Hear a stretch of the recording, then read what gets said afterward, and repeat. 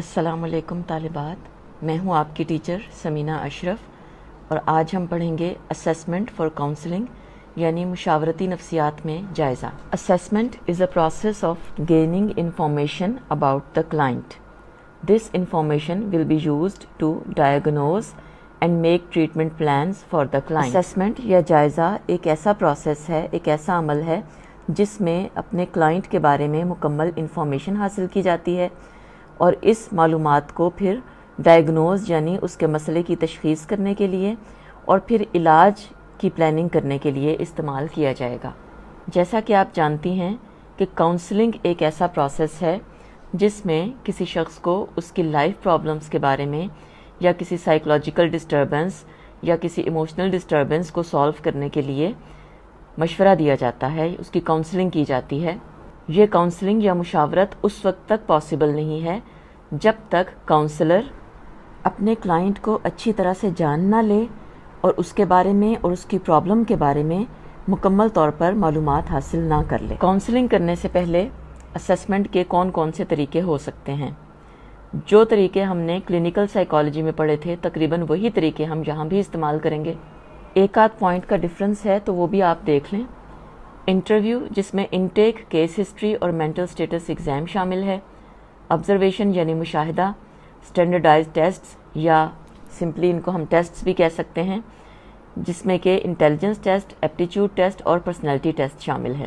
آپ کو یاد ہوگا کہ کلینکل اسیسمنٹ میں ہم نے صرف انٹیلیجنس اور پرسنالٹی ٹیسٹس پڑھے تھے، تو یہاں پہ جو اضافہ ہے وہ ایپٹیچیوڈ ٹیسٹس کا ہے۔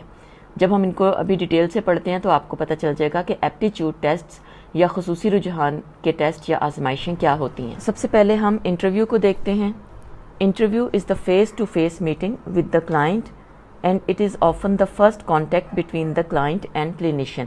یہ یعنی روبرو ملاقات ہوتی ہے اور عام طور پر کاؤنسلر یا کلینیشین اس کے درمیان میں سب سے پہلا کانٹیکٹ ہوتا ہے، اور انٹرویو کا مقصد انفارمیشن حاصل کرنا، خاص طور پر پرسنالٹی ہسٹری حاصل کرنا ہوتا ہے۔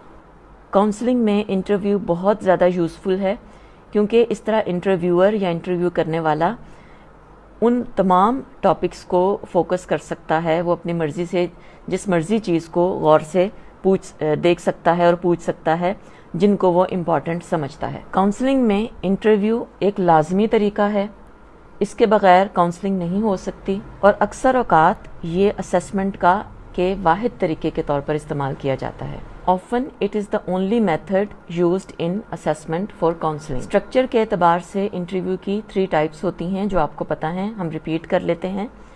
اسٹرکچرڈ، انسٹرکچرڈ اور سیمی اسٹرکچرڈ۔ اسٹرکچرڈ یا ساختی انٹرویو میں کویسچنز، ان کی ورڈنگ، ان کی تعداد فکس ہوتی ہے، متعین ہوتی ہے اور اس کو چینج نہیں کیا جا سکتا۔ انسٹرکچرڈ انٹرویو میں نہ تو کویسچنز پہلے سے ڈٹرمنڈ ہوتے ہیں، نہ ان کی تعداد اور نہ ان کی ورڈنگ، اور انٹرویو کرنے والا اپنی مرضی اور نیڈ کے مطابق ڈفرینٹ کویسچنز بھی کر سکتا ہے۔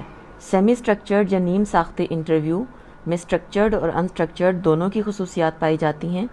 اس میں کسی حد تک کویسچنز پری ڈٹرمنڈ ہوتے ہیں اور کسی حد تک فلیکسیبل ہوتے ہیں، کسی حد تک ان کو اپنی مرضی کے مطابق چینج کیا جا سکتا ہے۔ اس کے علاوہ انٹرویو کی 3 ٹائپس ہیں: intake interview, case history interview اور mental status exam. Intake interview is the first meeting of psychologist and client. The purpose is to determine nature of client's problem and to see if the clinician or counselor has the resources to help the individual. یعنی پہلی ملاقات میں یہ دیکھنا کہ client کی problem کیا ہے اور کاؤنسلر اس پرابلم کو سالو کرنے کے لیے وسائل یا ریسورسز رکھتا ہے یا نہیں۔ کیس ہسٹری انٹرویو میں ایک ڈیٹیلڈ ڈسکرپشن لی جاتی ہے کلائنٹ کی پوری لائف اور اس کی بیک گراؤنڈ کی۔ فار ایگزامپل اس کی برتھ اور ڈیولپمنٹ کی، اس کی فیملی، اس کی ایجوکیشن، امپلائمنٹ یعنی نوکری وغیرہ، ریکریشن یعنی وہ کیا تفریح وغیرہ کرتا ہے، سیکشول اینڈ میریٹل ہسٹری، اس کی جنسی اور ازواجی ہسٹری کیا ہے، الکوہل اینڈ ڈرگز، کوئی نشہ وغیرہ تو نہیں کرتا، فزیکل ہیلتھ اس کی کیسی رہی ہے، اس کی پرابلمز اور اس کے مسائل کب اور کیسے سٹارٹ ہوئے، وہ کیا واقعات تھے جو اس پرابلم کو سٹارٹ کرنے کی وجہ بنے، کلائنٹ کس معاملے میں کاؤنسلر کی ہیلپ چاہتا ہے، کلائنٹ کے ایٹیچیوڈ اور ایموشنل رسپانسز اس کی تمام لائف ایونٹس اور پرابلمس کے بارے میں کیا ہیں، یعنی وہ اپنی زندگی کے مسائل یا واقعات کا رد عمل کس طرح سے دیتا ہے، وہ ان کے بارے میں کس طریقے سے سوچتا ہے، اس کی سوچ کا انداز کیا ہے، اس کا اسپیچ پیٹرن یعنی بولنے کا انداز، تھاٹ پروسیس، میموری وغیرہ کو بھی نوٹ کیا جاتا ہے۔ اس کے بعد ہے مینٹل اسٹیٹس ایگزام، یہ بھی انٹرویو کی ہی ٹائپ ہے، یہ سیمی اسٹرکچرڈ انٹرویو اس کو ہم کہہ سکتے ہیں، ذہنی حالت کا امتحان۔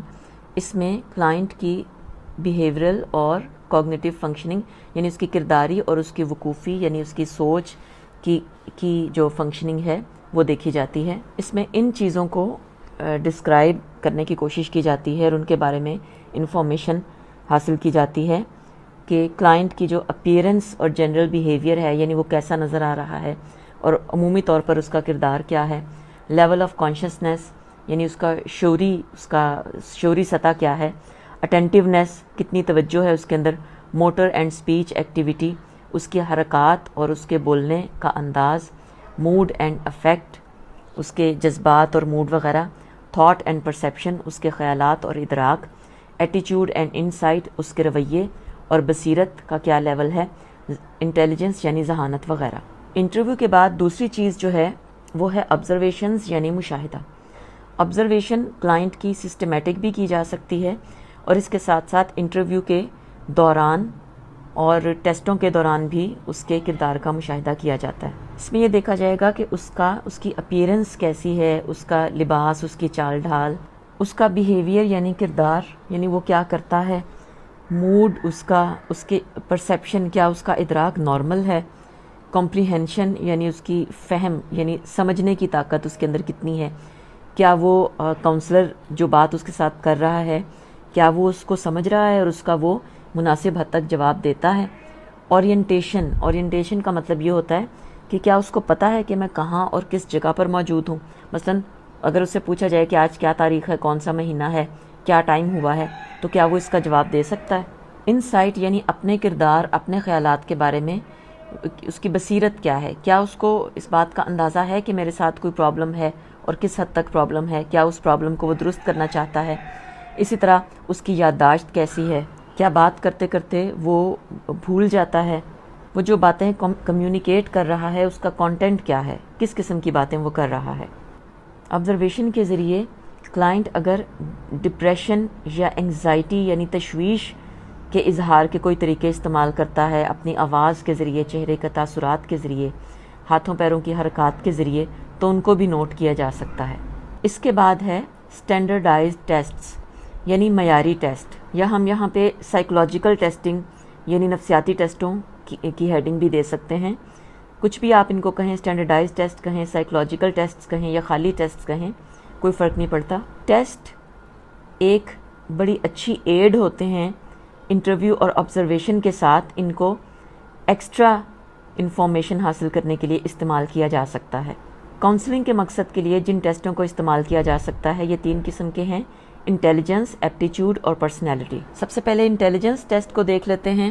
انٹیلیجنس ٹیسٹ انٹلیکچوئل ایبیلٹی کو دیکھنے کے لیے یعنی وقوفی قابلیت کو ٹیسٹ کرنے کے لیے استعمال کیے جاتے ہیں۔ کلائنٹ کی انٹیلیجنس کو میئر کرنے کا مقصد یہ ہے کہ یہ پتہ چل سکے کہ اس کا آئی کیو کیا ہے، یعنی اس کی انٹیلیجنس کا لیول کیا ہے، کیا وہ نارمل یا ایوریج لوگوں میں شمار ہوتا ہے۔ اسی طرح کسی کلائنٹ کی انٹلیکچوئل ایبیلٹی ایوریج سے بہت زیادہ بھی ہو سکتی ہے، اور یہ تمام باتیں اس کے مسائل سے ریلیٹڈ ہو سکتی ہیں، یا کہیں ایسا تو نہیں کہ اس کی انٹلیکچوئل ایبیلٹی عام لوگوں سے کم ہو۔ انٹیلیجنس یا ذہانت کو میئر کرنے کے لیے سب سے پہلے تو ویز استعمال کیا جا سکتا ہے، ویکسلرز ایڈلٹ انٹیلیجنس اسکیل، جس کے وربل اور پرفارمنس 2 قسم کے اسکیلز ہیں۔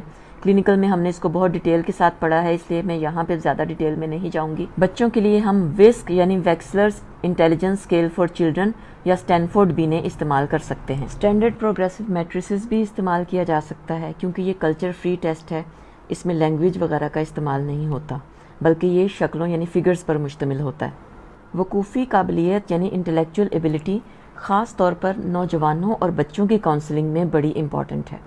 نوجوانوں میں مضامین یا پیشہ یعنی سبجیکٹس اور ووکیشنل جو چوائس ہے اس کو کرنے سے پہلے اور اس کے علاوہ ان کے بہت سارے ایڈجسٹمنٹ کے مسائل کو حل کرنے میں انٹیلیجنس کا بہت زیادہ رول ہوتا ہے، اس لیے اس کو میئر کرنا بہت ضروری ہے۔